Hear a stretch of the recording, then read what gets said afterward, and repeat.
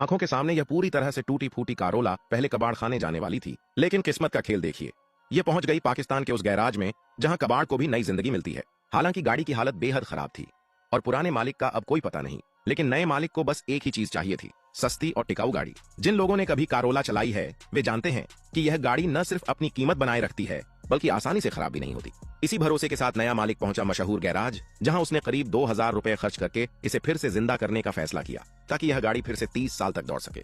यहाँ के मैकेनिक कोई आम लोग नहीं बल्कि लोकल उस्ताद हैं जिनकी हाथ की कला कमाल की है। इतनी खराब हालत की गाड़ी को ठीक करना आसान नहीं था, लेकिन मालिक का सपना पूरा करने के लिए उस्ताद दिन रात मेहनत करते रहे। आखिरकार उन्होंने सबसे अहम हिस्सा इंजन को सावधानी से अलग निकाला।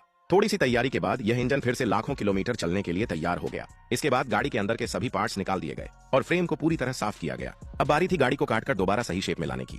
यह काम उनके लिए नया नहीं था। कुछ ही मिनटों में उन्होंने गाड़ी की छत अलग कर दी। फिर खास औजारों से धीरे धीरे मुड़े हुए चेसिस को सीधा किया गया और बड़े हथौड़े से बार बार मारकर हर टेढ़े हिस्से को सही किया गया। यह काम देखने में आसान लगता है, लेकिन असल में बहुत ही मुश्किल होता है। जब तक गाड़ी का फ्रेम फैक्ट्री के माप के करीब नहीं आ गया, तब तक उन्होंने काम नहीं रोका।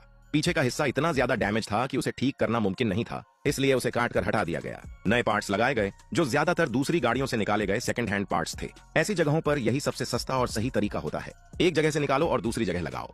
फिर गाड़ी के आगे और पीछे के हिस्सों को जोड़ने का काम शुरू हुआ, जो सबसे ज्यादा सटीकता मांगता है। उस्ताद ने एक अनोखा तरीका अपनाया। वह पास खड़ी दूसरी कारोला से माप लेकर आए, जिसमें लंबाई, चौड़ाई और डायगोनल तक सब कुछ शामिल था, ताकि गाड़ी की बनावट बिल्कुल सही रहे। माप सही होने के बाद वेल्डिंग शुरू हुई और कुछ ही मिनटों में पूरा ढांचा मजबूती से जुड़ गया। इसके बाद नई छत लगाई गई और साथ ही सस्पेंशन और फ्रंट एक्सल भी इंस्टॉल किया गया। जैसे ही पहिए लगे, गाड़ी फिर से अपने पैरों पर खड़ी हो गई। गाड़ी को और मजबूत बनाने के लिए महत्वपूर्ण हिस्सों पर अतिरिक्त वेल्डिंग की गई और फिर ग्राइंडर से सब कुछ स्मूथ किया गया। अब असेंबली का काम शुरू हुआ। दरवाजे, टेल लाइट, बम्पर और फेंडर एक एक करके फिट किए गए।